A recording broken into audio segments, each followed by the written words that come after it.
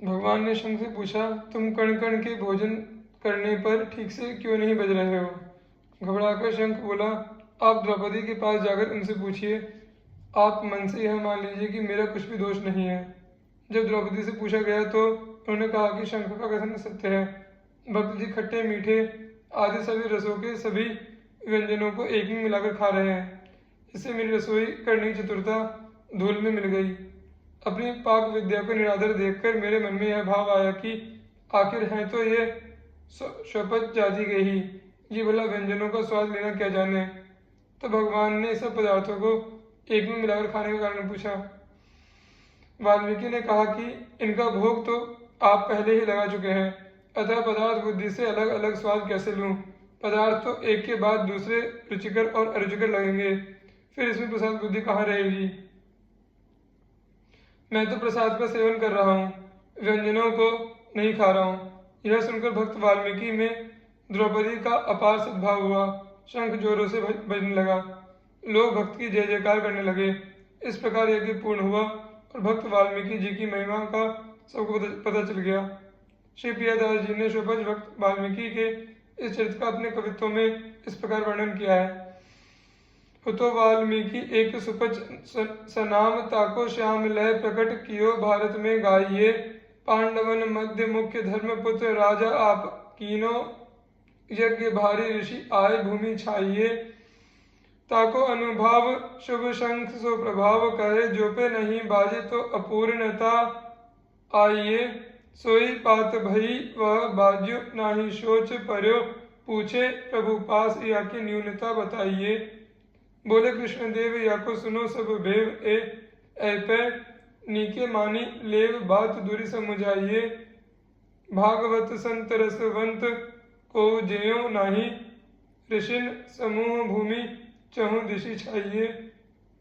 जो पे कहो भक्त नाही, नाही कैसे कहो गहो, गान से एक और कुल जाति सुभराइए।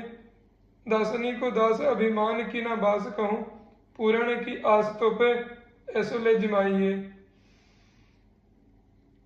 ऐसो हरिदासपुर आस पास दिसे नाही, बास बिन को लोक लोकन में पाइए।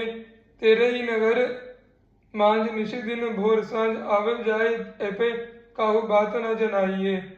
सुनी सब चौकी परे भाव अचरज भरे, हरे मन नैन अजू वेगी ही बताइए। कहा नाव कहा ठाव जहाँ हम जाए देखे, लेखे करी भाग थाए पाए लपटाइए।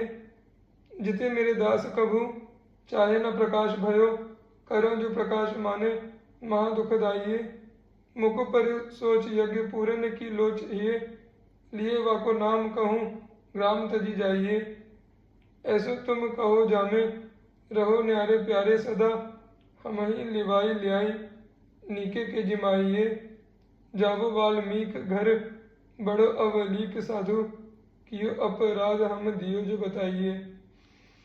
अर्जुन और भीमसेन चले ही निमंत्रण को, अंतर उगारी कही भक्ति भाव दूर है।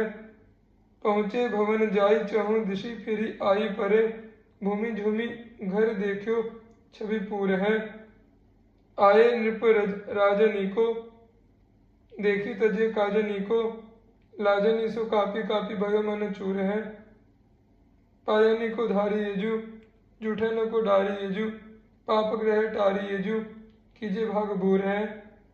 जूठनी ले डारो सदा द्वार को बुहारो नहीं, और को निहारो अजु यही साचो पन है। कहो कहा जेवो कछु पाछे ले जीवाओ, हमें जानी गई रीति भक्ति भाव तुम तन है।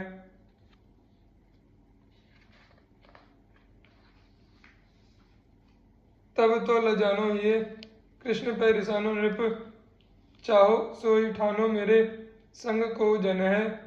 भोर ही पधारो अब यही उर धारो, और भूली न विचारो कही भली जो पे मन है। कही सब रीति सुनी धर्मपुत्र प्रीति भई, करी लय रसोई कृष्ण द्रौपदी सिखाई है।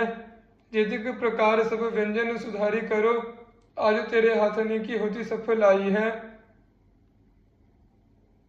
ल्याए जा लिवाए कहें बाहिर जिमाए देवो, कही प्रभु आपु ल्यावो अंक भरी भाई है।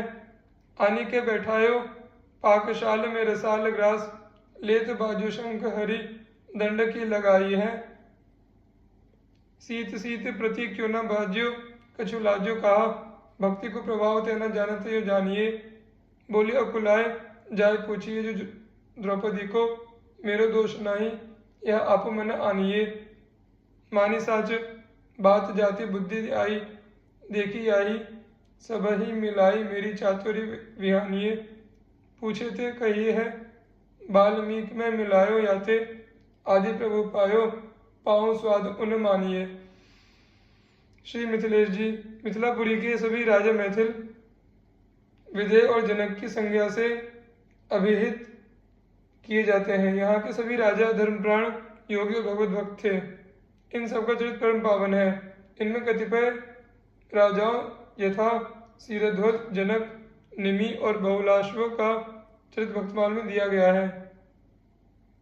यथा राजा सीरध्वज जनक का चरित्र छप्पे 7 में, निमि का चरित्र छप्पे 12 में और बहुलाश्व का छप्पे 10 में। श्री रुक्मांगद जी, परम भागवत महाराज रुक्मांगद अयोध्या के महाराज ऋतध्वज के पुत्र थे। ये इक्ष्वाकु वंश में बड़े ही प्रतापी और धर्मात्मा राजा हुए हैं। इनकी संध्यावली नाम की पत्नी थी। उसके गर्भ से राजकुमार धर्मांगद का जन्म हुआ। कुमार धर्मांगद पिता के समान धर्मात्मा और पितृभक्त थे। महाराज रुक्मांगद को एकादशी व्रत का इष्ट था। उन्होंने अपने समस्त राज्य में घोषणा करा दी थी कि जो एकादशी व्रत ना करेगा उसे राज्य की ओर से दंड दिया जाएगा। अतः उनके राज्य में छोटे छोटे बच्चों, अति वृद्धों और गर्भिणी स्त्रियों को छोड़कर सभी एकादशी व्रत करते थे। एकादशी व्रत के प्रताप के उनके राज्य में कभी कोई भी यमपुरी को नहीं जाता था। यमराज को बड़ी चिंता हुई। वे प्रजापति भगवान ब्रह्मा के पास गए और यमपुरी के उजाड़ होने का संवाद सुनाया। ब्रह्मा जी ने कुछ सोचकर उत्तर दिया कि अच्छा, हम इसका प्रबंध करेंगे। ब्रह्मा जी ने अपनी इच्छा से एक मोहिनी नाम की माया की स्त्री बनाई। उसने प्रतिज्ञा की कि मैं महाराज से एकादशी का व्रत छुड़वा दूंगी। ऐसी प्रतिज्ञा करके वह हिमालय के रमणीक प्रदेश में चली गई। इधर महाराज राज्य करते करते थक गए थे।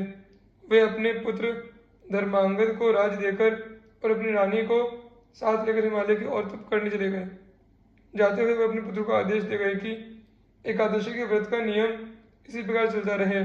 पितृभक्त राजकुमार ने पिता की आज्ञा स्वीकार की और इसी प्रकार एकादशी का व्रत स्वयं करने लगा तथा समस्त प्रजा के लोगों से कराने लगा। महाराज रुक्मांगद जंगल में भी सदा एकादशी का व्रत करते थे। महाराज जहाँ तपस्या करते थे वहाँ मोहिनी गई और उसने अपने हाव भाव कटाक्षों द्वारा महाराज को अपने वश में कर लिया तथा अपने को ब्रह्मा जी की पुत्री बताकर अपनी कुलीनता का भी परिचय दिया। महाराज ने उसे विवाह करने का प्रस्ताव किया। उसने कहा, आप अपने नगर में चलकर मुझसे विवाह कर लें, किंतु शर्त यह है कि मैं जो कुछ कहूंगी वही आपको मानना पड़ेगा। महाराज ने मोह पर शर्त स्वीकार कर ली। वही मोहिनी को साथ लेकर अपनी राजधानी में लौट आए। उनके धर्मात्मा पुत्र ने विधिवत उनका स्वागत किया।